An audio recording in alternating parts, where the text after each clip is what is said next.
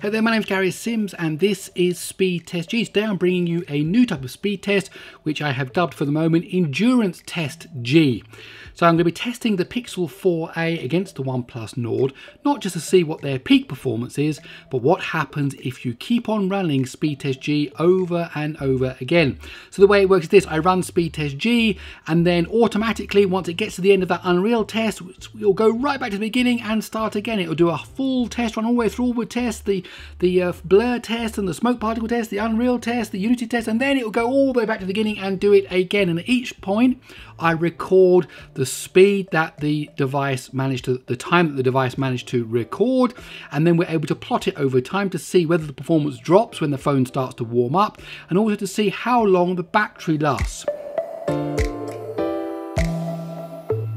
Let's just quickly remind ourselves of the SpeedTest G times. Here we can see 2 minutes 38.4 for the Pixel 4a, 2 minutes 21.3 for the OnePlus Nord, and of course the Pixel 4a has the Snapdragon 730G, whereas OnePlus Nord has the Snapdragon 765G, so it offers the greater performance. But how do both of these devices do over time? Will either of them start throttling? And does that change in difference in processor mean that one of them has a greater battery life?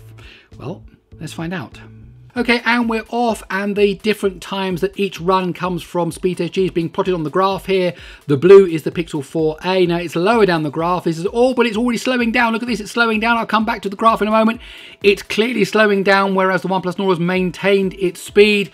So basically this is an inverted scale. It tells you how long each test takes, which means the lower down the graph it is, the slower it is. And we can see there that the Pixel 4a was bringing in some good times, and then those times went down, as you can see there, 160 seconds to actually complete the test, whereas the Nord has continued consistently. So the higher up the graph it is, the better performance. We're now reaching the 2-hour mark. These dotted lines are the hour marks, and as we can see that the Pixel 4a has settled down. Once it was in, it dropped that performance down around about the half-hour mark there, then it has settled down and it's maintaining that kind of same level of performance, whereas the Nord has been consistent all the way through. That is a pretty good result there from the Nord. We're now arriving at the 3-hour mark, and both devices maintain that same difference between them. So a weakness there in the Pixel 4a heats up after the first half an hour and then starts to throttle, but that throttling at least is consistent. At least it stays at that one level. We're now going to arrive at the 4-hour mark in a moment. A little wobble there by the Nord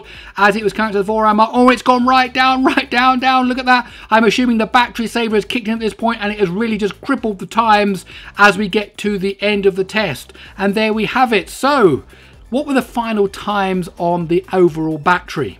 So overall, the Pixel 4a managed 4 hours and 19 minutes. The Nord managed 4 hours and 24 minutes. However, that last part there, that last 24 minutes, clearly the battery saver was kicked in hard, and it really did just cripple the performance to eke out that last few minutes of battery life.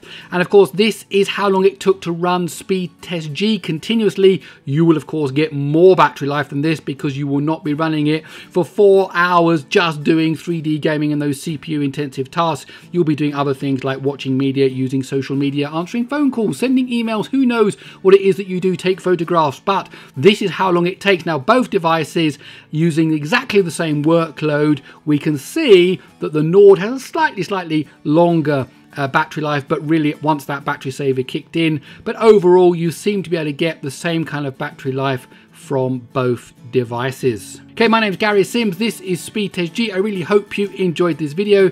If you did, please let me know in the comments. This is the first one I've done of these endurance tests. Tell me what you think about it.